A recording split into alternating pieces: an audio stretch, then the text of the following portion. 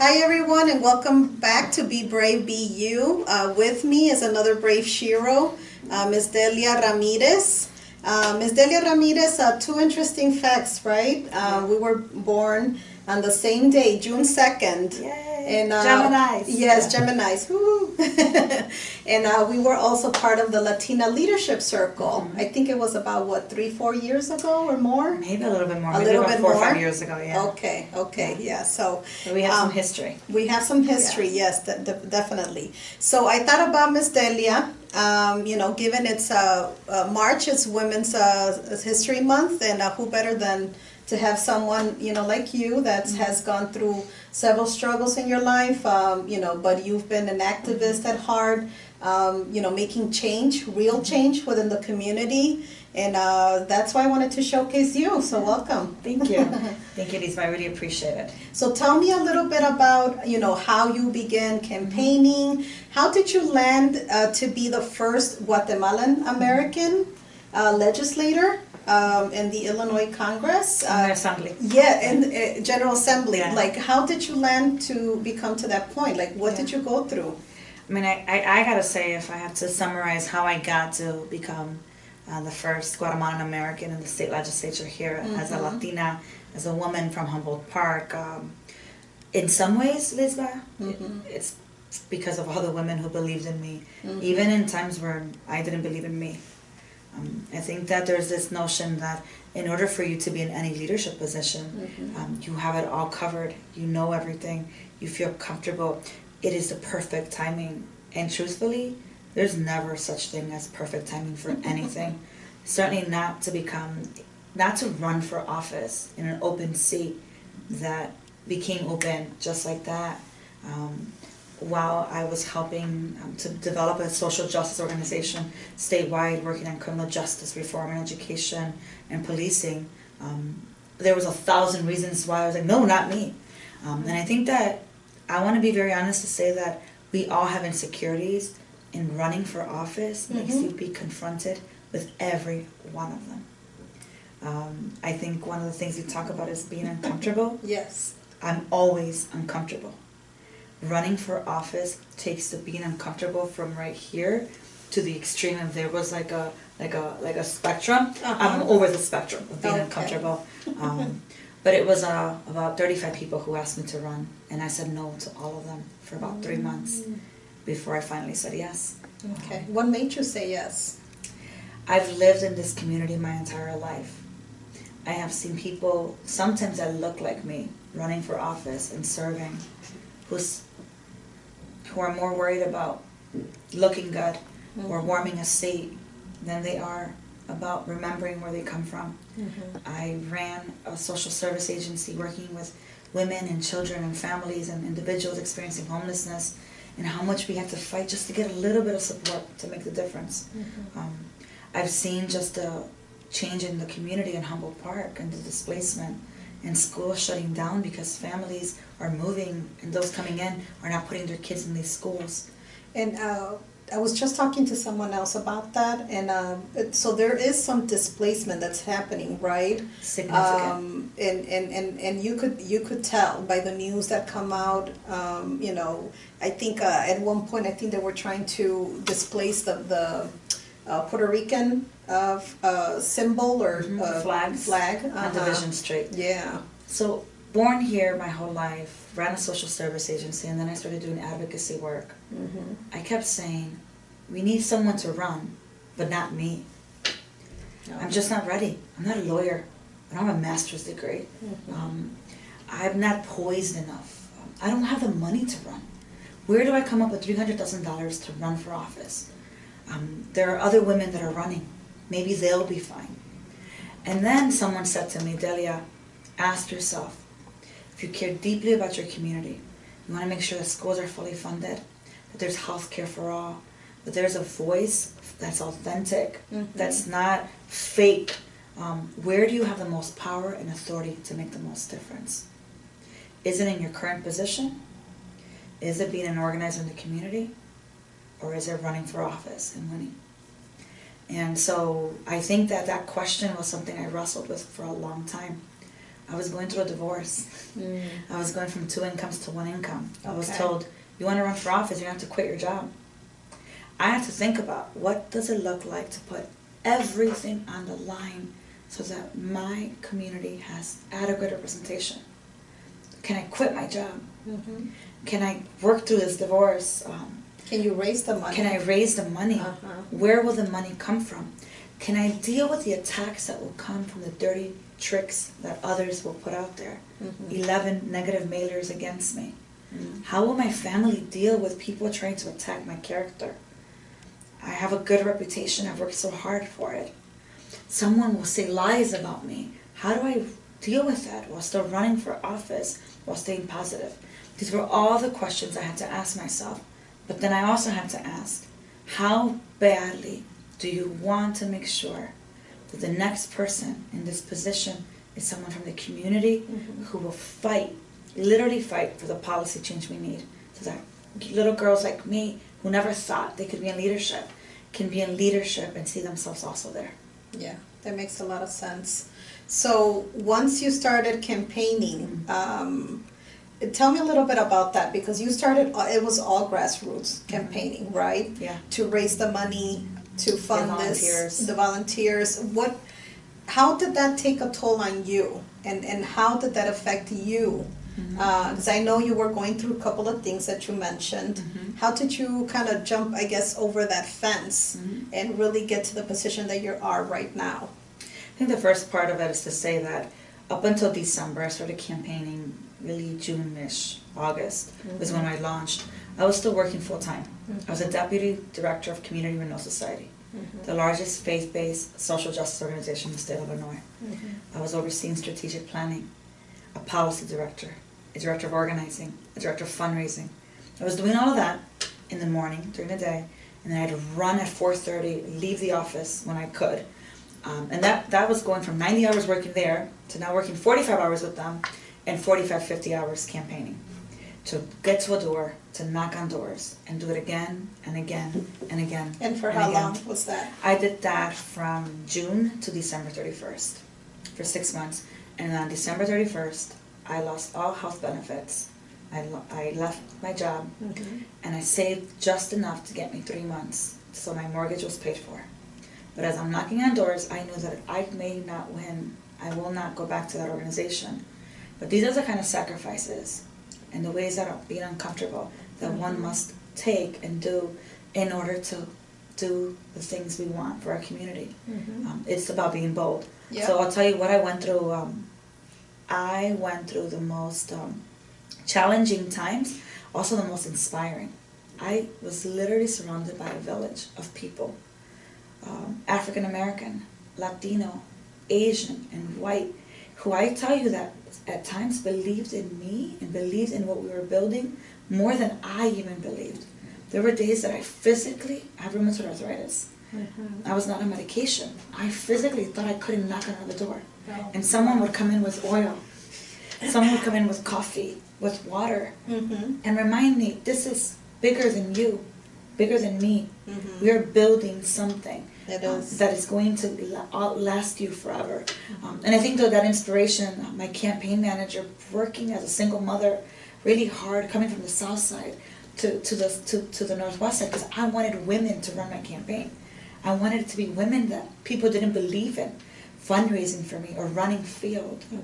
All of them were women, young women who had already beat the odds, who saw me as not just a candidate, but a sister, right? And it made a difference. It made a difference in the way that they recruited volunteers. My campaign manager, while she was meal prepping for her child on Sundays, was meal prepping for me. Because Delia can't live off donuts. Delia has rheumatoid arthritis. Exactly. So I tell you all that to say that being a woman running for office, surrounded by other women who've been told by the world, wait your turn, you don't look like the ideal, you don't have the money, made the whole difference in my campaign. And it was challenging. I guess it was more inspiring for everybody. For all of us. Yeah. So this became a campaign of the underdog. I was told by Latina elected officials, oh honey, wait your turn. It's not your turn, let her run. You know, she has a support. I didn't have one Latina elected official support me in my campaign. Wow. Not one. I had 2 Asian American women elected to support me. There will always be women that will support you. And there will always be a reality of some that don't. Yes. And that did not stop us from building what we built. Consequently, we ended up with 387 volunteers in our campaign. The most volunteers you've seen in any state race. Wow. I know there was an article about that too, right? About your whole campaigning. Yeah, that's awesome. That's awesome. We did 31 house parties. Mm-hmm. We went to people's homes. We talked about what we were building together. I asked people, where will you be on March 21st? Because if you're just hoping to get me elected and then walking away, this is not the kind of race, the kind of work I want to do. I want to know that you will stand with me when I get elected, because that's when the work really begins, not on election day, and certainly not before. So people invested, and people said, I want to host a house party for you, and bring 10 more people. So when we were doing these house parties, we were raising money, we were also recruiting volunteers. Oh, wow. So that's how it all began. So 31 house parties, 387 volunteers, 13,000 plus doors, and a number of conversations with people that I helped shelter when I was 21. Now I'm knocking on their door and they're saying to me, Delia, you helped me find a home. Of course you had my vote. I now own my own home, and my husband and I will knock on every door on this block on Potomac. Yeah, Springfield. things will, people will definitely remember those type of things that you helped them with. Yeah. And so tell me about your parents. How do your parents feel about Delia? You know, now, you know, at first I'm sure they saw it as, oh, okay, well, she's trying, you know, she's campaigning. We don't know if she's going to make it. But now that they see you in that position, how has that been for them, and how has that been for you? Well, I'll tell you, first of all, when I decided to run it was a draft campaign. They put together a Facebook page, Draft Delia, be the undersigner drafting Delia to run because, and my parents were in Guatemala, didn't know that I was seriously considering it, and then they saw Facebook, Draft Delia for state representative, and mother picked up the phone on WhatsApp and said, so you're doing this. You already make a difference in the world. Your reputation is everything, and you're about to go through every attack in the world. I want to know that you really want to do this, and 2, that you never will be apologetic of who you are and where you come from. Yes, I love that. And she said that to me. And if the answer to those 2 is yes, you will never be unapologetic, and 2, you really want to do this, then your dad and I are with you all in. We have very little resource. We'll do everything we can to support you. Because I know you're about to get attacked. You know that a lot will happen, and we want you to know we're going to stand with you. My mother was the best precinct captain ever. Home care worker, working 50 hours a week in different projects and in different homes. And then at night, she was knocking for her daughter every single day. My father supported in many other ways, made sure that the house was taken care of. My first large contribution came from my parents. It was $3,000. It was $3,000 that was in their savings because neither of them have pensions of their $10,000 savings. So they gave me 1/3 of all they have for their retirement because they believed in this being bigger than their daughter. So that was a process, right? They were with me in the campaign.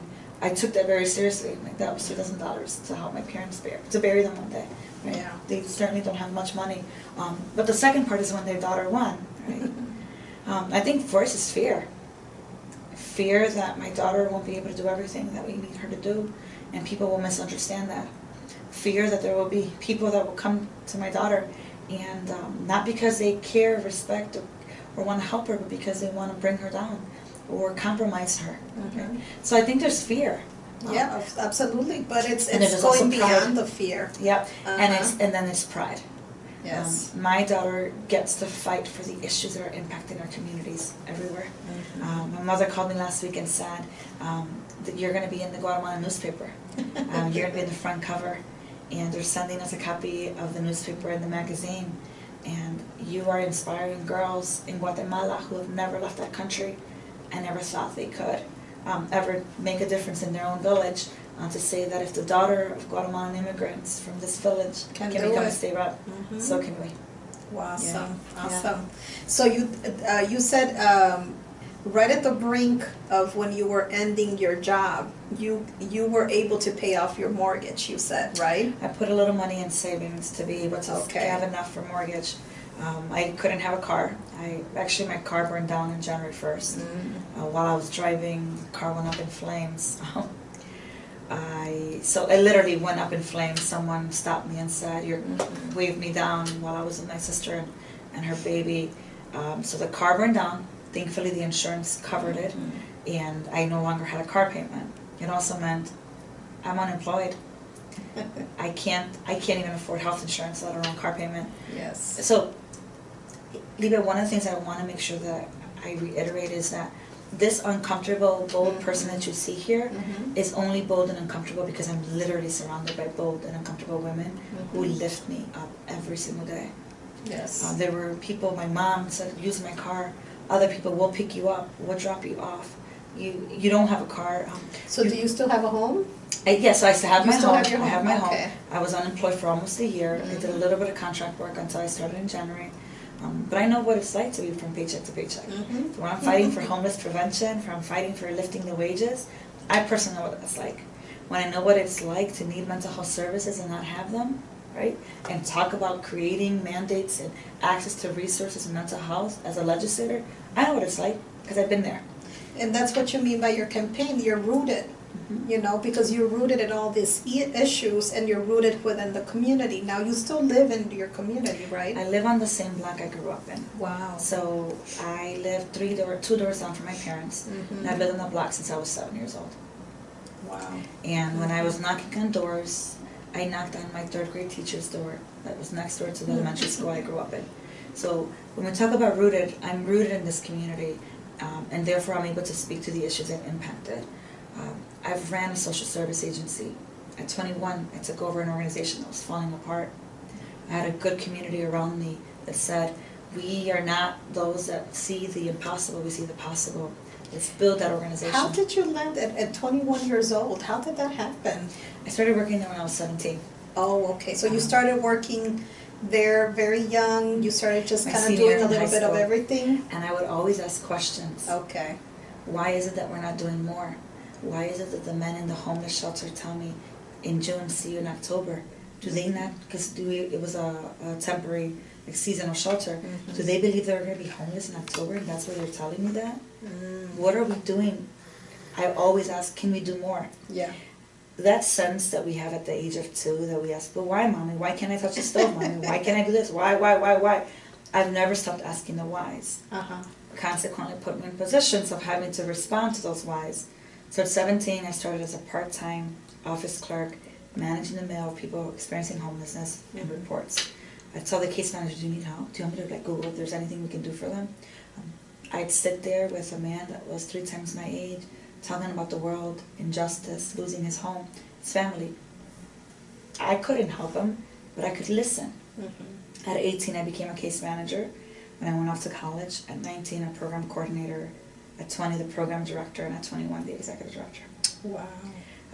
I had no idea what I said yes to, and I faked it till I made it. Yes. I took over an organization that owed a lot of taxes, right? They couldn't pay their employee taxes. That was severely underfunded. But I had a good team around me, and for 9 years, I was its executive director. We took it from the hull, they say from the red, to a $1.2 million organization. An organization that now is nationally recognized for its work around housing and financial coaching and employment service. So that kind of brings me to another question. Because as a brave woman, as a brave SHERO, what are some tips, some characteristics, some things that you would advise to other young women, or just maybe women of all ages that just want to start making a difference or start having something that they could look forward to in life and make a difference in their community? What are some of those things that you would advise them to do, so that they could have, experience their own true leadership, right? Yeah. So I would tell you that I would start by asking, what matters most to you?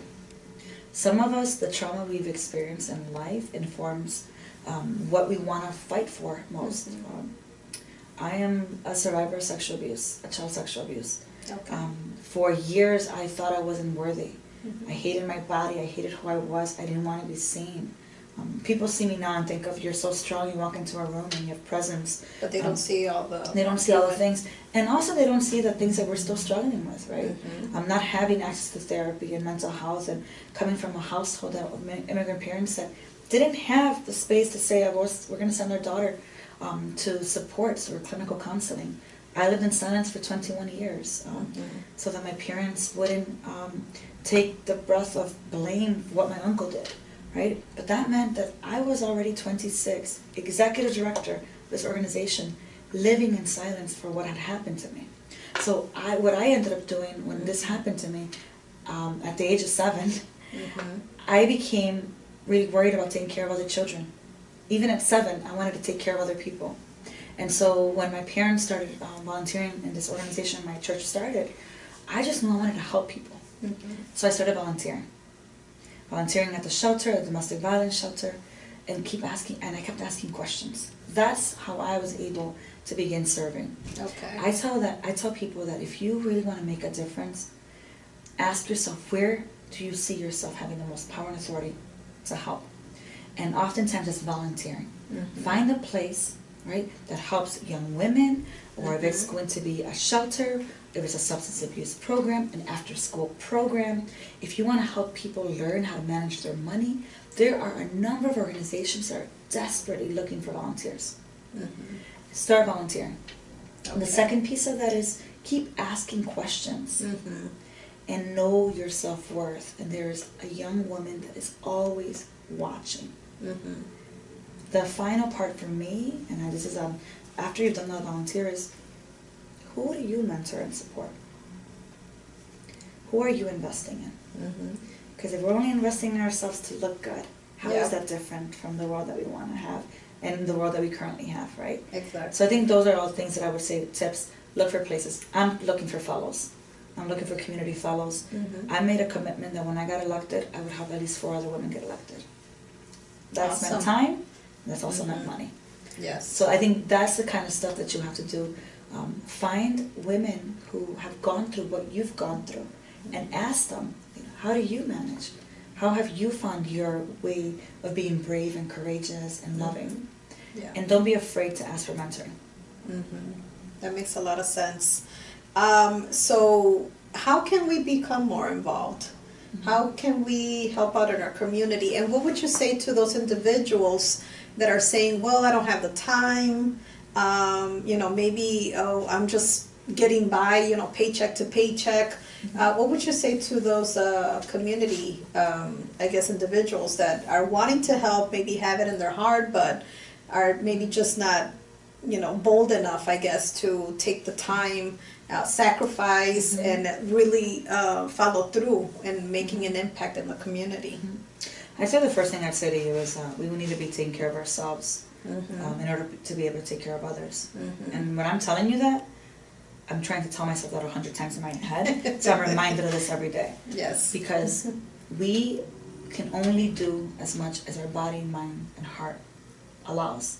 And sometimes in our quest of wanting to make a difference in the world, we lose sight of our own bodies, our minds, and our own needs to be able to do that. So we end up working 70, 80, 90 hours. If you're living paycheck to paycheck, which a number of people in our community are, we have to figure out ways to ask for help and be unapologetic about it. Because I think that in our community, oftentimes there's a lot of shame and guilt for asking for help. Ask for help, don't feel bad. Someone else is probably wanting to ask for help and will see you do that and get the help that they are worried about being shamed or looked down upon to get it. Even in the asking of help, you are modeling to others that can't or don't think they have the voice to do that. That's one. The second one is that there's never enough time in the world, but we make time for the things that matter to us. If you can give 2 hours a month even to service, you're going to find that what you end up getting in return is so much more. It's relationship with women that you would never engage with. It's knowing that you get to make a contribution in the world and make the world a better place. Even in spite of the fact that you are limited in time. There are people with a lot of money and a lot of time and still do nothing. As a matter of fact, the people that donate to the district and to the campaign that I ran are people with the least amount. But they'll tell me $25 daily a month is what I want to commit to this organization that we're building together. And I don't have much. That actually means that I won't be buying lunch once a week or whatever that is, but I believe in something bigger than me. So I tell people that don't let time and money limit your ability to make a difference in the world. Mm-hmm. If my parents, who were making minimum wage, would not have volunteered in that organization the little time they had, mm-hmm. I would not have learned how to be a voice in the midst of trauma. Mm-hmm. There are days where I've had little to nothing and I've given, and the way that people give back to me is 3 to 4 times fold. Mm-hmm. So I invite people to be courageous and brave and unapologetic mm-hmm. and uncomfortable, even in the midst of having little to nothing. Mm-hmm.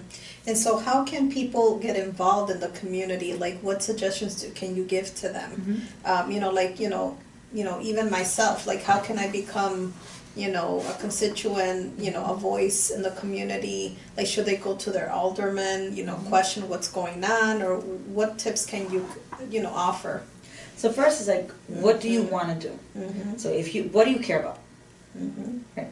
The second piece is start visiting or going to places where there's community conversations about what's happening. Because I might just care about food security. I want to help at a food pantry. But what I don't know is that there is an increase in domestic violence, mm-hmm. and we need to help support women get access to services or housing. Right? Yes. So the first thing I'd say is, look to your alderman's office, look to your elected official's office, but more than anything, look at your neighborhood associations.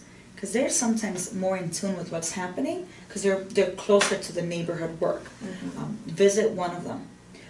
In Humboldt Park, there's a number of organizations. In Logan Square, there's Logan Square Neighborhood Association. And so start going to visit. You can Google and figure out, based on the area of what you care about, mm-hmm. what are the groups doing this kind of work and when they're meeting. You can visit the state representative offices. We usually have a directory of places. I'm committed to mentoring women, both on the political side and on the nonprofit side. I also come from community issues, so you can call my office, you can call other offices and ask who is working on mental health, who is working on police accountability, who is working on small business entrepreneurship, where do we get licensing? And usually our offices will give you at least leads of where to go. Oh, okay, yeah. That's awesome to know. So there is no real excuse. Mm-hmm. I also invite people to start, so this morning I had an open house and coffee conversation. Yes, I know. So I invited people in the entire district to come in for mm-hmm. coffee, ask me what it's like to be a legislator. Ask me about the 202 miles I have to drive every Tuesday morning and then again Thursday morning. How is it to be a working class legislator trying to figure out where am I going to stay, how to pay for it, mm-hmm. until maybe one day the state reimburses me.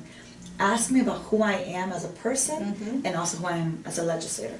So spaces like that, I was able to hear about some of the issues that constituents that are happening, right? Uh-huh. And then they were able to hear about how you put something into law. So I would say find places to connect, because there's oftentimes a lot of them and they don't have enough people wanting to do it. Oh, I see. Okay, all right. Well, and just a final point, where is Delia going in the future? Good question. I want to be able to be in the place where I have the most power and authority to make the most difference. I know it's a generic response. I believe that I've been called to the state legislature to be someone that is going to ask hard questions, mm-hmm. but also to do it with a heart of generosity and kindness and rootedness. If it's meant that I be there for 4, 6, 8 years, I want to make sure that I'm impacting policy around education, around healthcare, around access, representation, and housing. Mm-hmm. If I am called to Congress, mm-hmm. if I am called to run for something else or run a coalition, I believe that things will align, and in the same way I was drafted in this position, that I have a responsibility right now at the state, and that if doors open somewhere else, that's where I go. I have a desire to be in a place that I'm constantly growing. I don't believe any elected official should be in their position. I love the people that are. I personally don't see myself 20 years in any one particular position, mm-hmm. any one particular organization. Yeah. Yeah. So I believe we should always be growing and being challenged. Right now I'm learning a lot. I'd say that in order to get there, I have a responsibility to help other women get there with me. And so the future for me is a world where more women who are like me, who are not meant to run, who are not meant to be in leadership, get to leadership. And if that is, I'm meant to be in Congress, or maybe one day the governor of the state, or maybe one day running a teacher program. That be a place where I'm supported and I'm affirmed by the community to be there. Awesome, Delia. Yeah. Well, thank you so much for your time. Thank you. It was great to see you again and to hear your story, hear you about your tips, your struggles, and best of luck in everything that you do. Thank you. I appreciate you doing this. And thank you for everything that you do. Thank you. Yeah, it's an honor to do it. Thank you, you. Lisa. Bye, everyone. Bye. See you next time.